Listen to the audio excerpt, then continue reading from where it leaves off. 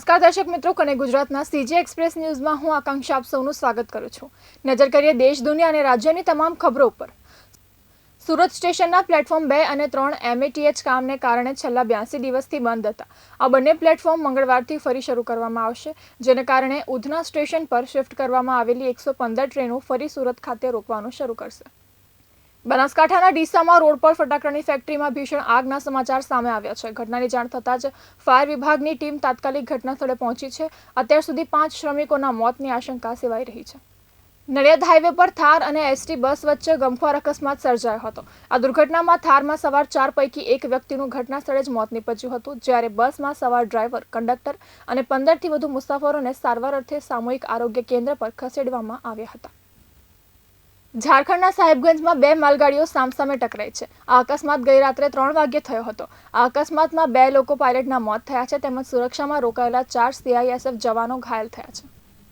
પશ્ચિમ બંગાળના પરગણા જિલ્લાના પાથર પ્રતિમા વિસ્તારમાં સોમવારે રાત્રે ગેસ સિલિન્ડર વિસ્ફોટમાં 7 લોકોના મોત થયા હતા। મૃતકોમાં 4 બાળકો અને 2 મહિલાઓનો સમાવેશ થાય છે, જ્યારે એક ઘાયલ મહિલાને સારવાર માટે હોસ્પિટલમાં દાખલ કરવામાં આવી છે। હવામાન વિભાગે મંગળવારે મધ્યપ્રદેશ, છત્તીસગઢ અને ગુજરાત સહિત 14 રાજ્યોમાં વરસાદ અને વાવાઝોડાની આગાહી કરી છે। મધ્યપ્રદેશ સહિત 3 રાજ્યોમાં કરા પડવાની પણ શક્યતા છે। આ ઉપરાંત આઈએમડીએ આ વર્ષે ભીષણ ગરમી પડવાની ચેતવણી આપી છે। મ્યાનમારમાં આવેલા ભૂકંપમાં નમાઝ પઢી રહેલા 700થી વધુ લોકોના મોત થયા હતા। આ ઉપરાંત આમાં 60થી વધુ મસ્જિદ પણ નાશ પામી છે। આ દુર્ઘટનામાં મૃત્યુઆંક વધીને ચોથા દિવસે 1700થી વધુ થઈ ગયો છે। મ્યાનમાર સેનાએ સોમવારે આ માહિતી આપી હતી। પેલેસ્ટિયન આતંકવાદી જૂથ હમાસે શનિવારે 50 દિવસના યુદ્ધ વિરામના બદલામાં 5 ઇઝરાયેલી બંધકોને મુક્ત કરવા સંમતિ આપી હતી। અહેવાલ મુજબ હમાસના વડા ખલીલ અલ હૈયાએ કહ્યું કે તેઓ ઈદના દિવસે 5 બંધકોને મુક્ત કરી શકે છે।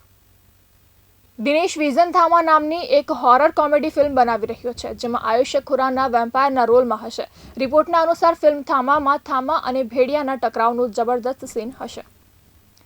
મોનાલિસાને ફિલ્મ ઓફર કરનાર સનોજ મિશ્રાની પોલીસે દુષ્કર્મના કેસમાં ધરપકડ કરી છે। આરોપ છે કે તેણે ઝાંસીમાં રહેતી એક છોકરીને ફિલ્મમાં કામ કરવાની લાલચ આપી તેનું શારીરિક શોષણ કર્યું હતું। એટલું જ નહીં, તેને ચૂપ રહેવા ધમકી પણ આપી હતી। તો આ તકને ગુજરાતના આજના સીજી એક્સપ્રેસ ન્યૂઝ। નવા સમાચારો અને વધુ અપડેટ માટે તમે જોડાયેલા રહો કને ગુજરાત સાથે। ત્યાં સુધી મને રજા આપશો। નમસ્કાર।